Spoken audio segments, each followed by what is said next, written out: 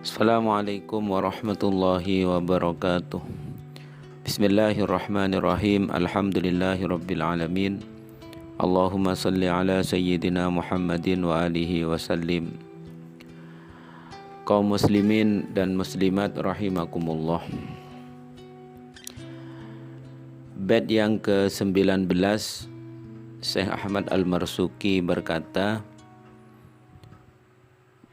Ilyasun Zakaria ya Isa wa Taha khatimun da'gaya. Yang ke-20 Nabi Ilyas, 21 Nabi Yunus, 22 Nabi Zakaria, 23 Nabi Yahya, 24 Nabi Isa, 25 Nabi kita Nabi Muhammad sallallahu alaihi wasallam, penutup para nabi, da'gaya, tinggalkan kesesatan. Jadi para nabi dan rasul yang wajib kita ketahui, yang ke-20 yaitu Nabi Ilyas.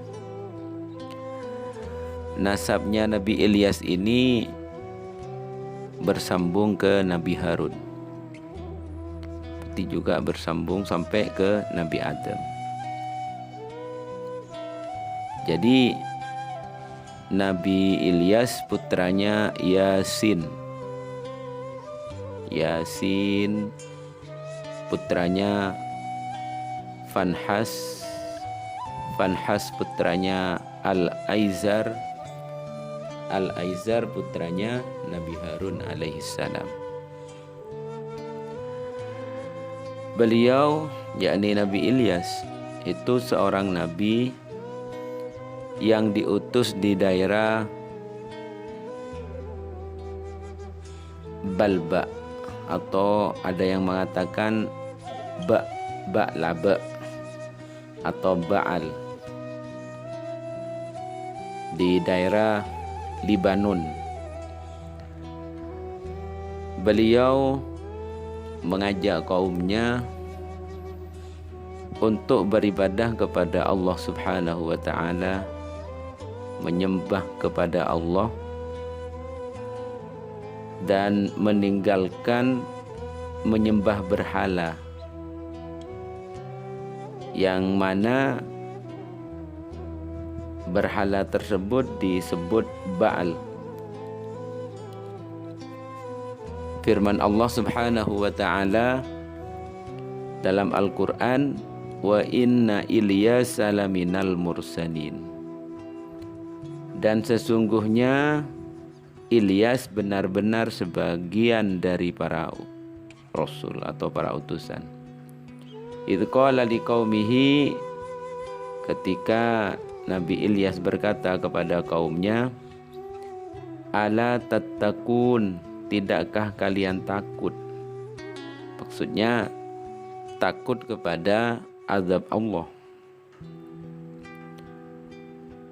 Atad'una ba'lan wa tadharuna ahsanal khaliqin.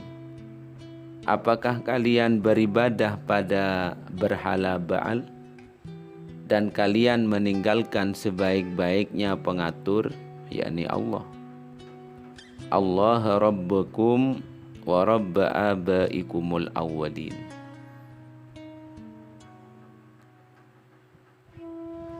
Sebaik-baik maksudnya sebaik-baiknya pengatur, yaitu Allah. Dan Allah adalah Tuhan kalian dan Tuhan Bapak kalian dan Tuhan yang awal, yang tanpa permulaan. Sebagian besar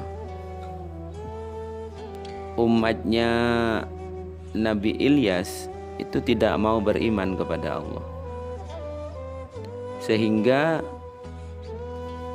Allah menurunkan azab berupa Allah tidak menurunkan hujan yang lamanya selama 3 tahun.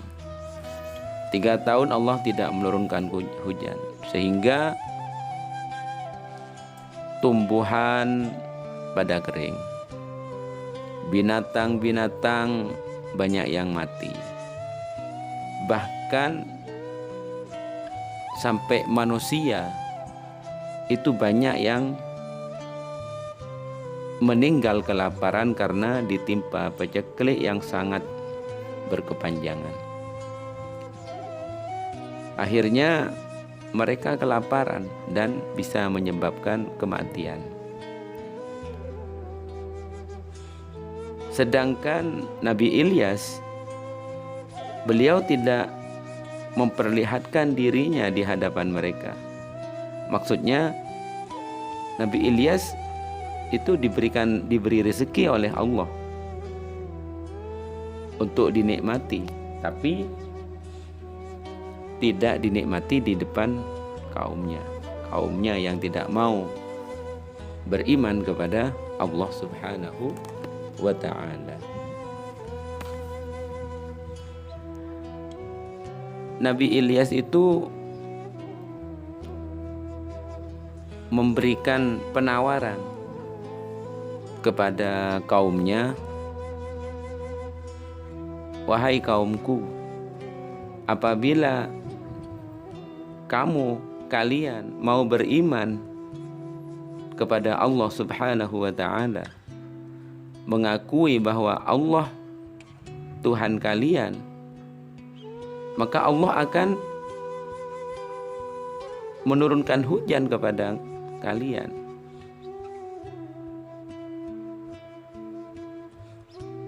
Lalu penawaran itu, ajakan itu diterima oleh kaumnya Nabi Ilyas. Karena diterima, akhirnya turun hujan. Dan setelah hujan turun, mereka memperoleh kemakmuran. Air ada, kehidupan menjadi tenang.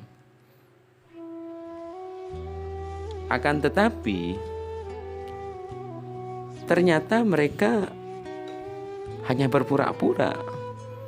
Mereka setelah diberi air oleh Allah, diturunin hujan oleh Allah, mereka kembali kafir, kembali kufur lagi kepada Allah Subhanahu wa ta'ala dan kembali menyembah berhala.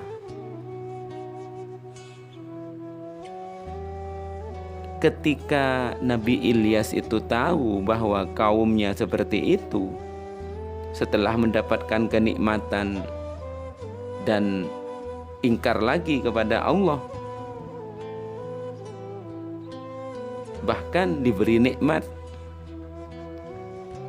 tapi tetap ingkar kepada Allah, maka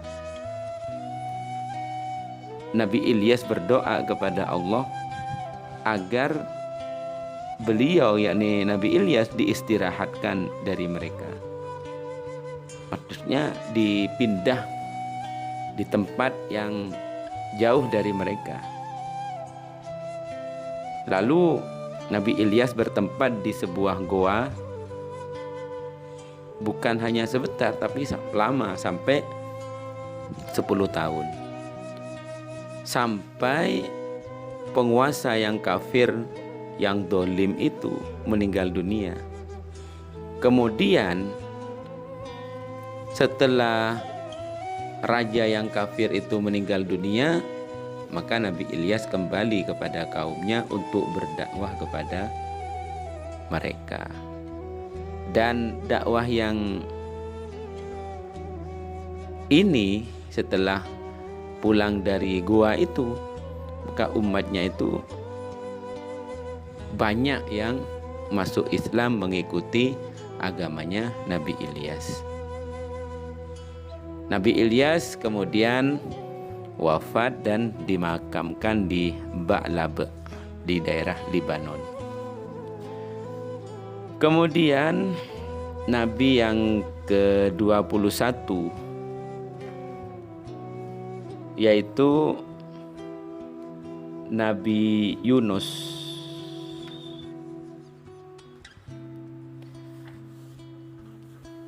Nabi Yunus ini nasabnya itu bersambung kepada Nabi Yakub.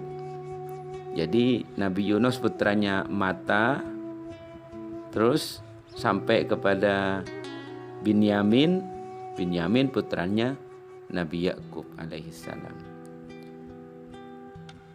Nabi Yunus itu seorang nabi dan juga seorang rasul yang diutus oleh Allah untuk berdakwah ke penduduk Nainawa. Penduduk Nainawa. Nainawa ini di daerah Mosul, Irak, atau ada yang mengatakan Mosul, Irak. Jumlah mereka lebih dari 100.000 orang.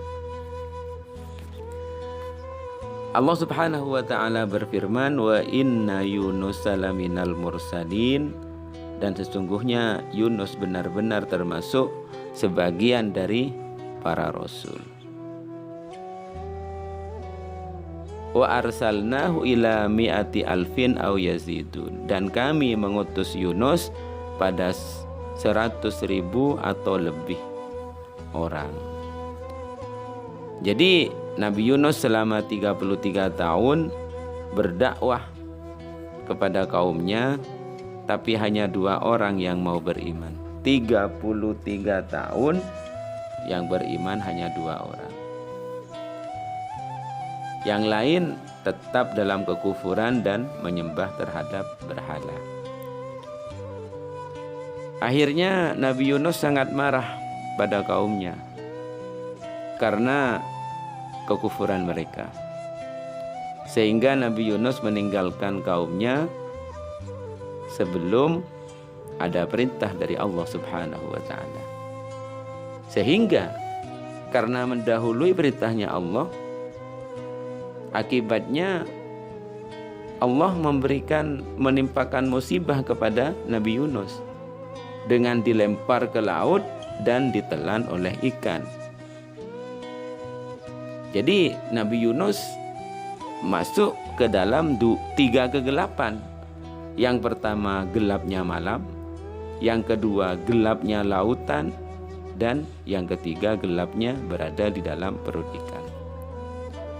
Tapi dengan kehendak Allah, ikan tersebut tidak menyakiti Nabi Yunus dan tidak meremukkan tulangnya Nabi Yunus.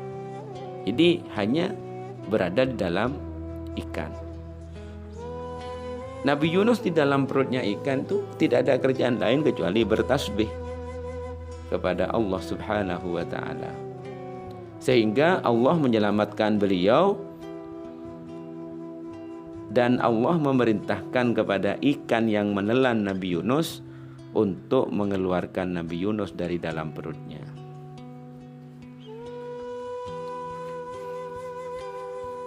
Ketika kaumnya ditinggalkan oleh Nabi Yunus, paginya terlihat ada azab yang sangat besar yang menimpa kaumnya Nabi Yunus. Jadi awalnya itu terlihat ada awan yang hitam di langit. Awan tersebut bercampur dengan asap yang sangat tebal. Mendung itu perlahan-lahan turun bersama asapnya. Pada saat diambang kehancuran, mereka menyadari kesalahan mereka dan mencari Nabi Yunus. Tetapi mereka tidak menemukannya. Mereka hanya bertemu dengan seseorang. Orang tersebut menganjurkan kepada mereka, kepada kaumnya Nabi Yunus untuk beriman kepada Allah. Lalu mereka kemudian beriman kepada Allah. Setelah Nabi Yunus keluar dari perutnya ikan, beliau pulang kepada kaumnya dan heran dan kaget mengetahui umatnya sudah beriman kepada Allah Subhanahu wa taala. Dalam keadaan mereka menunggu kedatangan Nabi Yunus untuk membimbing mereka.